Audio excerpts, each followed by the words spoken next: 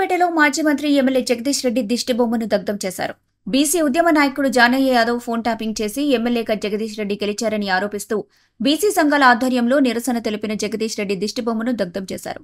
ఈ సందర్భంగా వారు మాట్లాడుతూ జానయ్య యాదవ్ ఫోన్ ట్యాపింగ్ చేసి గెలిచిన జగదీష్ రెడ్డి వెంటనే ఎమ్మెల్యే పదవికి రాజీనామా చేయాలని డిమాండ్ చేశారు.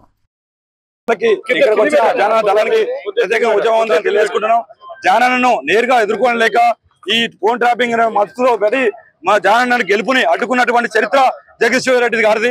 ఇప్పటికైనా మా బీసీ లోకం, ఎస్సీ లోకం, ఎస్టీ లోకం ఏకమయ్యి జానన్నకు అండగా నిలుస్తామన్నది. ఇవాళ ఫోన్ ట్యాపింగ్ ద్వారా ఆ అనుచరులు అయితేంది, మరి నెక్స్ట్ జానన్న అయితేంది గెలవకుండా చేసిన ఘనత చరిత్ర జగదీష్ రెడ్డిది. ఇప్పటికైనా నీకు సిద్ధశుద్ధి ఉంటే, నీతి నిజాయితీ ఉంటే ఈ సభ్యత్వాన్ని రాజీనామా చేసి వెంటనే నువ్వు పరోక్ష ఎన్నికలకు రావాలని మనస్ఫూర్తిగా కోరుకుంటున్నాం. నీకు సిగ్గు శరం లేదని చెప్పేసి ఈ సమయంలో హెచ్చరిస్తా ఉన్నాం. నీతిమాల చర్యగా ఫోన్ ట్యాపింగ్ చేసి ఇప్పుడు ఇవాళ ఈ సమాజంలో సిగ్గుచేటు తెచ్చుకున్నావు జగదీష్ రెడ్డి.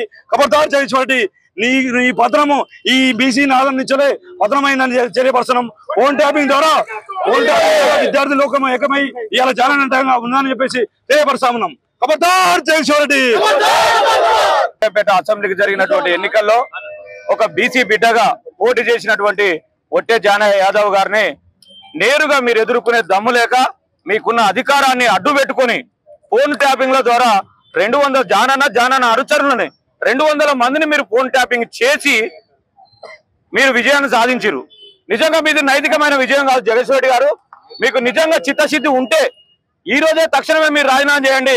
మళ్ళీ ఎస్సీ ఎస్టీ బీసీల తరఫున మా జానన్న నిలబెడతాం. మిమ్మల్ని కూడా మీరు రాజకీయంగా రండి, ప్రజలకు వెళ్దాం. ఎవరిది విజయమో ఈ రోజు చూద్దాం. మీకు నైతికంగా మీరు గెలిచినట్టు కాదు. మీరు ఇప్పటికైనా చిత్తశుద్ధి తెలుసుకోండి. మీ ప్రభుత్వం అండతోటి మీరు చేసినటువంటి మోసాన్ని ఈ రోజు మేము ఖండిస్తున్నాం. తక్షణమే మీరు రాజీనామా చేయాలి.